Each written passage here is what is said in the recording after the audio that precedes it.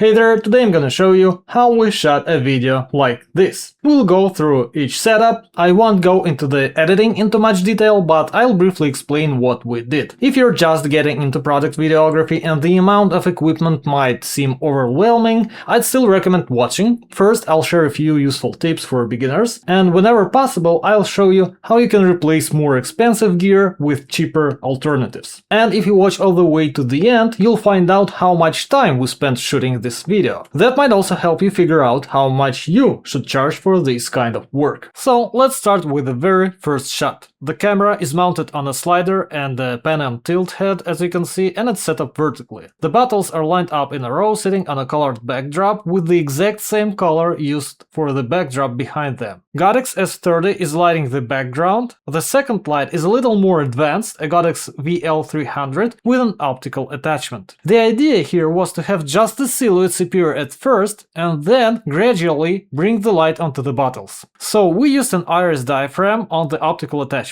By the way, if you don't know what an optical attachment is, I recently made a video about it, so check that out. So we simply open the iris manually at the right moment to light up the bottles, and the camera is programmed to move automatically along the slider. Obviously, not everyone has an optical attachment with an iris diaphragm, so recreating exactly the same effect would be pretty difficult, but you can get something similar by simply blocking a light source with a black flag. And slider, just take something that slides easily, a piece of fabric or cardboard for example, and carefully slide it across the table. It won't be quite as smooth, of course, so you probably need to do more takes, but you can still get a similar effect. The editing in this video is very simple, and this particular shot is no exception. We shot the footage at a very slow speed and then we speed it up at certain points using what's called a speed ramp. And on top of that, at the very beginning, we added a dip to black. And that's it. The next one is really interesting, but a quick reminder. We have a really useful newsletter where we share all the gear and little things we use on our shoots, along with some of the tips and tricks we've picked up over more than 15 years of experience. The link is in the description. Subscribe, it's gonna be really useful. Let's move on to the next one. And what's interesting about it? Well, this is actually the final shot of the video, and it's one of those useful tips I promised you at the beginning. Plan your shoot. There are only 9 shots in this video. We started with the first one and then went straight to the last one because the setups are very similar, and that saved us a ton of time. If we had shot everything in sequence, we would have spent a lot of time constantly rearranging the lights, props and everything else. So the setup is almost the same. We have a light on the backdrop, again the same Godox S30. The camera is on a slider, but no pan and tilt head this time, and we moved the optical attachment over to the right.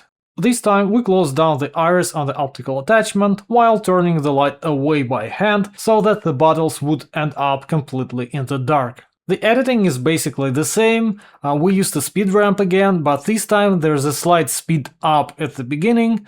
Then as the light starts to fade out, the motion slows down as well. At the end we added the exact same dip to black transition. And finally there's just a PNG logo on the black background. Let's take another look at the final result. Next up are scenes 2 and 3, and we're covering them together because the lighting is exactly the same. The only thing that changes is the camera position. The bottles are sitting on the table. On the right you can see a plastic diffuser with an S30 light behind it. It's just a fill light to soften the shadows a little. Our main light is, once again, fitted with the optical attachment. We simply move it around on a wheeled stand, and that gives us these moving shadows. If you don't have an optical attachment, you can just use a bare light source here. The shadows won't look exactly the same, of course, but you can still get a similar effect. The editing for the second scene is, as usual, super simple. It's just a speed ramp. We speed things up in the middle to add some energy, but this is where you can get creative. Where and how you use the effect is entirely up to you and your taste. For the third scene, we added a little fake zoom-in effect. Since we shot in 4K while the final video was in Full HD, we had some extra resolution to work with. So using simple keyframes, I added a zoom in and then simulated a camera move from bottom to top. And in my opinion, it makes a huge difference in how the shot feels and adds a lot of movement and energy. Let's take another look at the finished scene.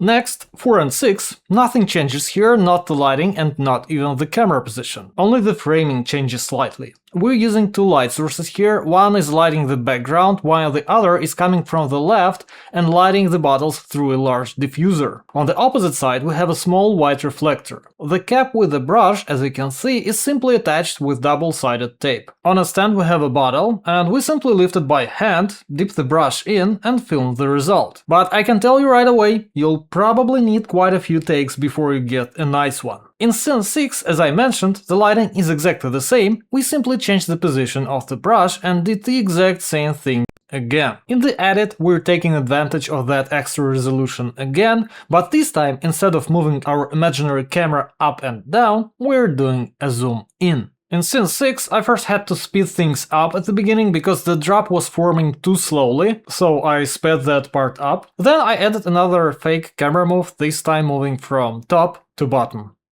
Let's move on to the scene 8. The lighting setup stays exactly the same, the only thing we changed was the settings on the optical attachment. This time, instead of using the iris, we used the built-in shutters. That allowed us to create this narrow beam of light. In the final version, we added camera movement in post. But honestly, I think our test version looks more interesting, you can see it right now. Here we simply handheld the camera and shot from above, adding a little movement with our hands. Here, in this particular case, I'm not sure that you can do this effect without an optical attachment, but as an idea, you can use a small mirror and bounce a hard light off it while moving the mirror around in your hand, and you might get something really interesting that way too. There's not much to say about the editing here, so let's move on to the next scene. Here, we're pouring nail polish onto the bottle, and honestly, this was the trickiest scene because, as you can imagine, it took quite a few attempts. We still have the same S30 lighting in the background, on the left we have a diffuser, but there's something a little unusual about the setup. We're using two light sources at the same time. One of them has a grid and creates this gradient on the diffuser, while the other creates a circle with clearly defined edges. It's from optical attachment again. And this sharp narrow highlight right here is coming from this circle. And around it we have a nice smooth gradient. And then we pour the nail polish. The idea is pretty simple, but in practice it's definitely not, because we have to clean everything up after every take. And as you've probably already guessed, in the edit we reverse the footage so the drop flows against the laws of physics, not down, but up. On top of that, we also use a little speed ramp here. It's necessary actually, because the flow was really slow, and I added a zoom out effect as well. The lighting is quite different in this shot. The diffuser is positioned at an angle behind the bottle, with the light source firing through it using a standard reflector with a grid. The most important thing here is simply finding the right angle so the surface of the nail polish looks good.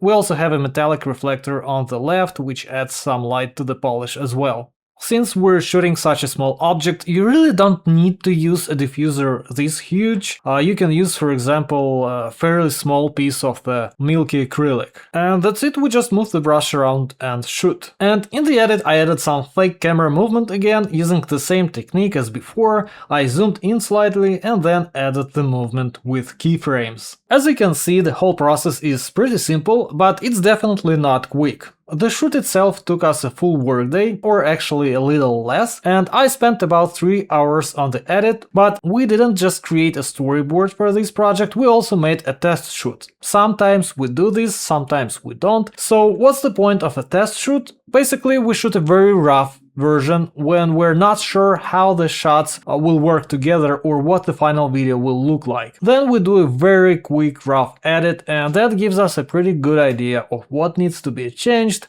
what already works, and what we should keep for the final shoot. It's a really useful step, but it also takes extra time. So overall, you could say we spent about 2 full workdays on this video. And as for pricing, of course, it depends on your location, how much you want to charge, and the strength of your portfolio. Don't forget to subscribe to our newsletter, and I'll see you in the next one. Bye!